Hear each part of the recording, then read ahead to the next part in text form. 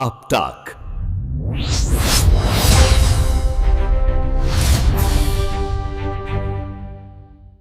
नमस्कार, स्वागत है आपका हमारे YouTube चैनल आप तक में। मैं हूं मानस मकरंद और प्रस्तुत हूं भारत और जिम्बाब्वे के बीच खेले गए मैच की समीक्षा को लेकर।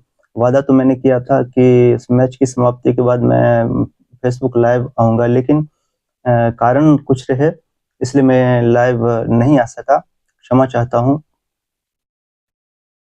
अब मैं भारत और जिम्बाब्वे के बीच खेले गए मैच की समीक्षा को प्रस्तुत करना चाहूंगा। भारत और जिम्बाब्वे के बीच खेला गया है मैच शुरू से ही सामान्य लग रहा था। न कभी भारत के रन रेट पे लगाम लगी और न ही कभी भारत के विकेट जल्दी गिरे। जिम्बाब्वे के साथ खेला जा रहा यह मैच शुरू से ही बड़ी निश्चिंतता के साथ आगे बढ़ रहा था। हम भी बचपन में क्रिकेट खेलते थे और एक लंबे समय से क्रिकेट की हलचल को देखते आ रहे हैं। जिम्बाब्वे ने टॉस जीतकर पहले गेंदबाजी का फैसला लिया, क्योंकि जिम्बाब्वे तेज गेंदबाजी आक्रमण के साथ उतरी थी और पिच से जिस मदद की उसे उम्मीद थी वह मदद नहीं मिली थी।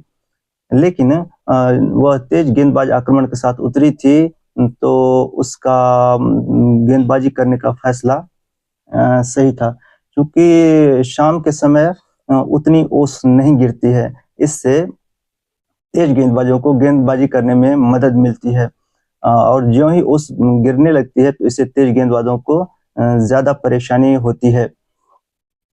मैं तो ये नहीं बता सकता कि ओस गिरने या न गिरने से उनके गेंदबाजों को कितना लाभ हुआ, लेकिन ये जरूर लगता है कि उनके गेंदबाजों को कोई ज्यादा नुकसान नहीं हुआ। कभी कभी बल्लेबाजों को भी ओस लगी गेंद को खेलने में परेशानी होती है। यह गेंदबाजों को होती है और खासकर यह तेज गेंदबाजों को ज्यादा परेशान कर सकती है। पहली बार जिम्बाब्वे के तेज गेंदबाजों को अच्छी गेंदबाजी करने के बावजूद भी महंगा होते पाया।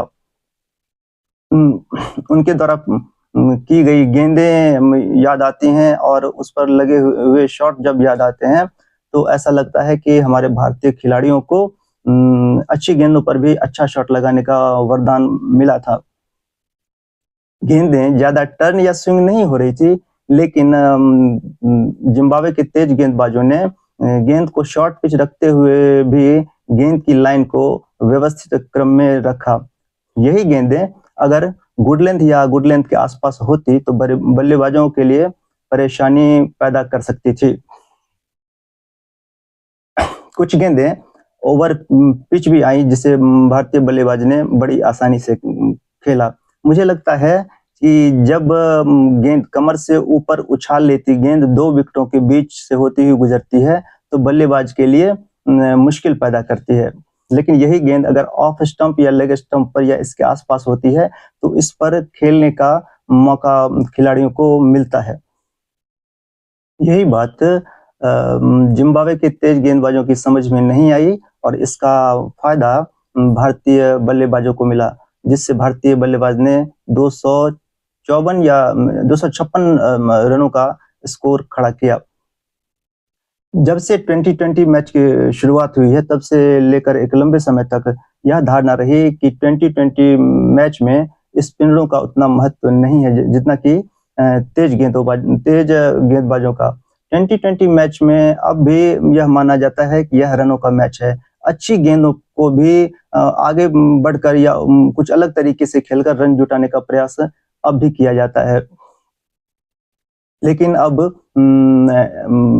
2020 फॉर्मेट में स्पिनरों पर काम किया गया है और स्पिनर भी अब 2020 मैच में बड़ी भूमिका निभाने के लिए तैयार रहते हैं। इस वर्ल्ड कप में मैंने कुछ एक दो टीमों को स्पिनर से मैच की शुरुआत कराते हुए देखा है, जो एक हद तक सफल भी रहा है। अब हम तेज गेंदबाज की और स्पिन भारत के तेज गेंदबाज और स्पिन आक्रमण की बात करेंगे। इस मैच में अर्शदीप सिंह ने अच्छी गेंदबाजी की। हालांकि अर्शदीप सिंह जब नए थे तब इनके बारे में मुझे लगता था कि इन्हें किसने अंतर्राष्ट्रीय क्रिकेट में चुन लिया है, ये मुझे थोड़ा कच्चा लगते थे। लेकिन अर्शदीप सिंह ने इस मैच में अच्छी गेंदबाजी की और उन्हें 3 विकेट भी मिले। अर्शदीप सिंह की गेंदबाजी के बाद भारतीय टीम के कप्तान सूर्य कुमार यादव ने हार्दिक पांड्या को गेंदबाजी के लिए गेंद दी। मैं कप्तान सूर्य कुमार यादव से पूछना चाहूंगा कि आपने कैसे हार्दिक पांड्या को गेंदबाजी के लिए गेंद दी। मैं भारतीय टीम प्रबंधन से पूछना चाहता हूं कि हार्दिक पांड्या को कोई समझाने वाला है या फिर नहीं।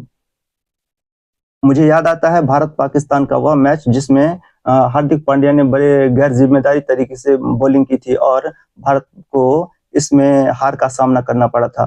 अफसोस इस बात का नहीं कि हम पाकिस्तान से मैच हारे थे, अफसोस इस बात का था कि हार्दिक पांड्या ने बड़ी गैर जिम्मेदाराना तरीके से बॉलिंग की थी।